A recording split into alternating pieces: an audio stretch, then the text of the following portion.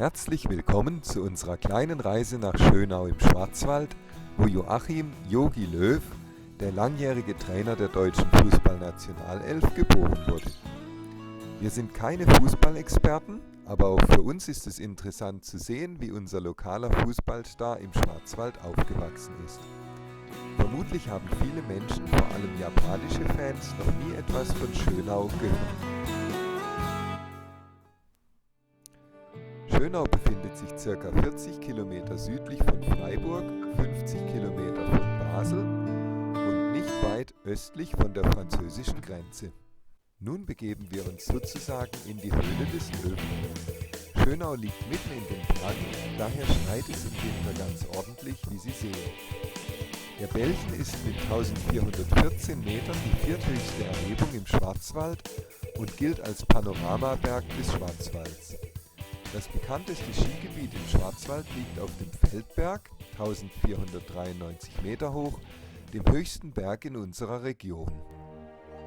Hier sind wir schon in Schönau angekommen, gleich mit dem ersten Hinweis auf das Jogi-Löw-Stadion.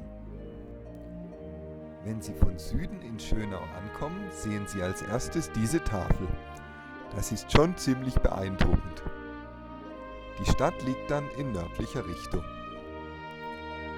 Und hierhinter verbirgt sich das Jogi-Löw-Stadion, das wegen Corona, als wir da waren, geschlossen war.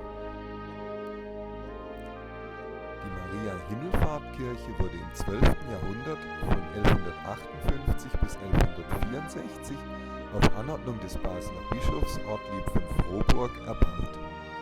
Der Stil reicht vom spätgotischen Hochaltar aus dem 16. Jahrhundert bis zum neugotischen Neubau des beginnenden 20. Jahrhunderts. Die Kirche gilt als der schönste spätgotische Bau zwischen Freiburg und Basel.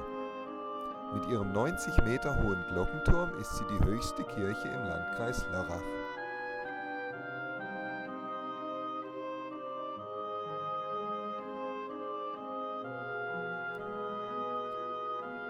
Schönau wurde im Jahre 1113 erstmals urkundlich erwähnt. Der Ort und das umliegende Gebiet gehörten einer Erbengemeinschaft, zu der unter anderem die Herren von Waldeck und Eichstätten gehörten. Durch Schenkungen kam das Gebiet an das Kloster St. Blasien und damit zu Vorderösterreich.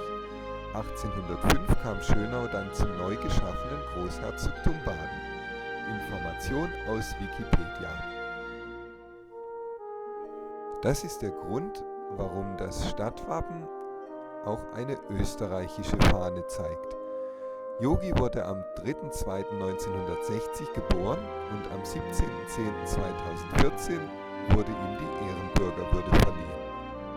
Es gibt natürlich auch Restaurants, die wir wegen Corona leider nicht zeigen konnten, aber wir sind sicher, dass es gute gibt, denn die Badener sind alle Feinschmecker. Die Einwohnerzahl von Schönau beträgt etwa 2.500 Einwohner. An diesem Gymnasium war Jogi Löw bis 1977 Schüler. Die touristische Hauptattraktion ist zweifellos Jogi Löw. Halt, ganz so ist es nicht. Es gibt schöne Wege zum Spazierengehen oder Wandern in der Umgebung. Es lohnt sich, diese kleine Stadt mit ihrer langen Geschichte zu besuchen. Hier von der Touristeninformation verabschieden wir uns für heute und bedanken uns ganz herzlich fürs Zuschauen. Bis zum nächsten Mal. Matane!